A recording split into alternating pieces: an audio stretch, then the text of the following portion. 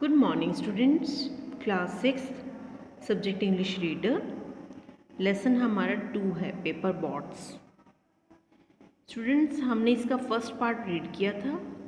Now we are going to start our remaining chapter, part 2। Aunt Avanti just smiled. She had cut some papers into squares and was already folding one. In no time a boat was ready. Already folding one. In no time a boat was ready. Then she made a few more. Finally she gave all the boats to Anna and said, "Here, now run along and have fun." Aunt Avanti बस मुस्कुरा दी। उसने कुछ कागजों को टुकड़ों में काट दिया था। एक को पहले से ही मोड़ रही थी। कुछ ही देर में एक नाव तैयार हो गई। फिर उसने कुछ और बनाई। अंत में उसने सभी नावें एना को दे दी और कहा, यहाँ अब इनके साथ दौड़ो और मज़े करो। Anna did not move. She was still sulking.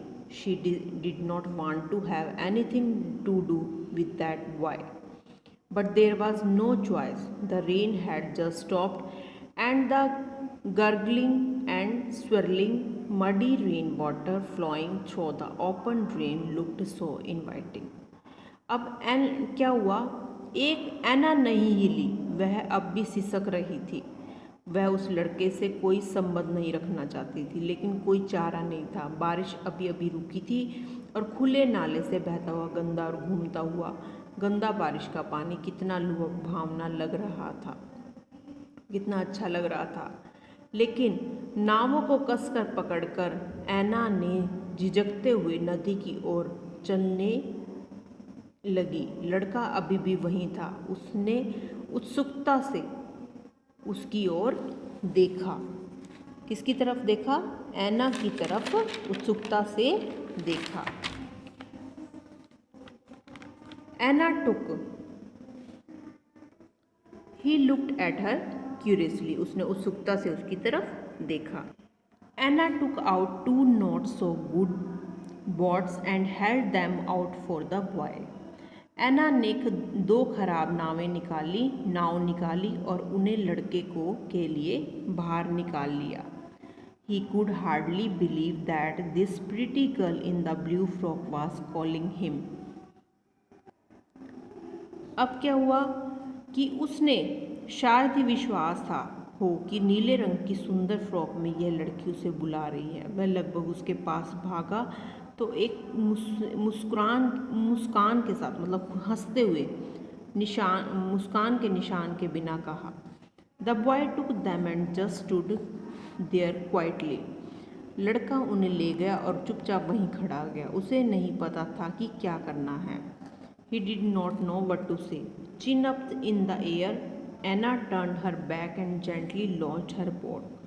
हवा में ठुड्डी ऊपर एना ने उसे वापस कर दी और धीरे से अपनी नाव शुरू कर दी।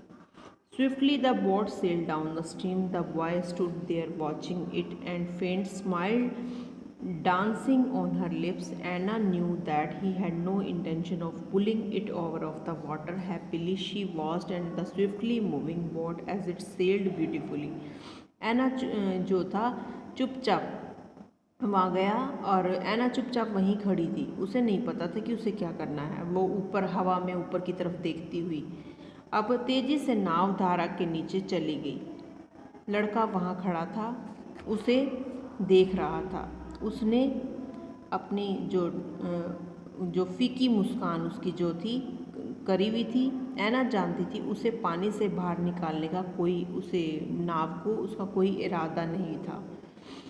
खुशी से उसने तेजी से चलती हुई नाव को देखा, क्योंकि वह खूबसूरती से चल रही थी। एना एक बार फिर floated. In a flash the boy dashed right through the stream and pulled the boat out of the water. He turned the boat upside down to drain off the water and without a word held it out to Anna. अब वो खुशी से उसने तेज़ी से चलती नाव को देखा, क्योंकि वह खूबसूरती से चल रही थी। एना एक बार फिर खुशी से कूदने लगी। जब उसने नाव देखा कि नाव जो है मिट्टी और पत्थरों के ढेर में फंस गई है, पानी उसके खिलाफ छींटे जो है धीरे धीरे नाव में पानी भर गया है। एक पल में लड़का सीधा धारा के पास वहाँ पर खड़ा देख रहा था। नाव को पानी से उसने बाहर खींच लिया। उसने पानी निकालने के लिए नाव को उल्टा कर दिया और बिना कुछ कहे एना को पकड़ लिया। Anna took the boat and smile. The boy smiled back a beautiful smile. Anna turned round and gently left the boat in the stream. It sailed swiftly and drifted past the big lumps of stones, muds, and grass. Soon it was out of sight. एना ने नाव ली, मुस्कुराई। लड़का एक खूबसूरत मुस्कुराहट के साथ दोबारा मुस्कुराया। एना मुड़ी और नाव को धीरे से धारा में छोड़ दिया, उसी पानी की गति में छोड़ दिया। वह तेजी से आगे बढ़ा और पत्थरों, मिट्टी और घास के बड़े बड़े ढेले के ऊपर से निकाल लिया। जल्द ही वह दृष्टि से ओझल हो गया। Anna and the boy looked at each other. वो ओझल हो गई नाव। Anna and the boy looked at each other, smiled and became best friend forever. Anna और लड़का जो था एक दूसरे को देख के मुस्कुराए और सबसे अच्छे दोस्त बन गए हमेशा के लिए। ये स्टूडेंट्स हमारा लेसन था। हमारा लेसन कंप्लीट हो गया students. Okay students, have a nice day.